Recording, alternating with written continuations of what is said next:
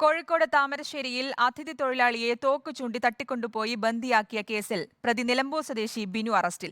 പശ്ചിമബംഗാളുകാരനായ അതിഥി തൊഴിലാളിയെ ഇന്നലെ രാത്രിയാണ് പോലീസ് മോചിപ്പിച്ചത്. തട്ടിക്കൊണ്ടുപോകലിന് പിന്നിൽ ദുരൂഹതയുണ്ടെന്നാണ് പോലീസിന്റെ നിഗമനം. താമരശ്ശേരി PC മുക്കിൽ താമസിക്കുന്ന ബംഗാൾ സ്വദേശിയാണ് തോക്കു ചൂണ്ടി കൈയും മുഖവും കെട്ടി ബന്ദിയാക്കിയത്. പോലീസും സുഹൃത്തുക്കളും എത്തിയാണ് ഇയാളെ മോചിപ്പിച്ചത്. പ്രതി നിലമ്പൂർ തണ്ടുപാറക്കൽ ബിനുവിനെ രാത്രി തന്നെ പോലീസ് പിടികൂടി.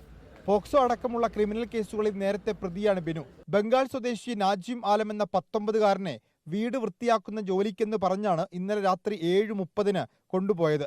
ശേഷം നാജിമിനെ പ്രതി വാടക ക്വാർട്ടേഴ്സിലെത്തിച്ചു.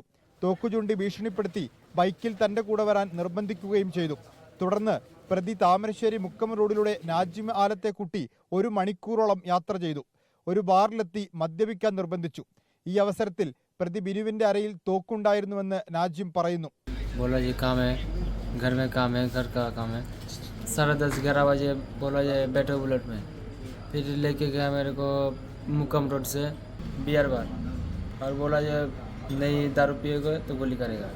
അവിടെ നിന്നും പുറപ്പെട്ട ശേഷം വീണ്ടും മറ്റൊരു ബാറിലെത്തി.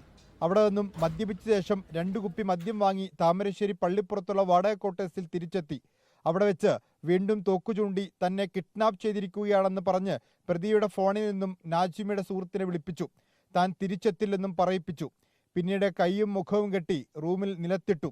അവിടെ നിന്ന് നാജിമി തന്റെ ഫോണിൽ കാൽവിരൽ ഉപയോഗിച്ച് ലൊക്കേഷൻ സുഹൃത്തിന് അയച്ചു കൊടുക്കുകയായിരുന്നു. സ്ഥലം കണ്ടെത്തി സുഹൃത്തുക്കൾ പോലീസിനെ വിവരമറിയിച്ചു. തുടർന്ന് പോലീസും സുഹൃത്തുക്കളുമെത്തി പ്രതിയായ നിലമ്പൂർ തണ്ടുപാറക്കൽ ബിനുവിനെ പിടികൂടി. പ്രതിയെ മുൻപരിചയമില്ലെന്ന് നാജിം പറഞ്ഞു. രാത്രി 10 മണിയോടെയാണ് പ്രതിയെ പിടികൂടിയത്. പക്ഷേ നാജിമിനെ എന്തിനാണ് പ്രതി ബന്ദിയാക്കിയതെന്ന കാര്യത്തിൽ വ്യക്തതയില്ല. റിപ്പോർട്ടർ, കോഴിക്കോട്.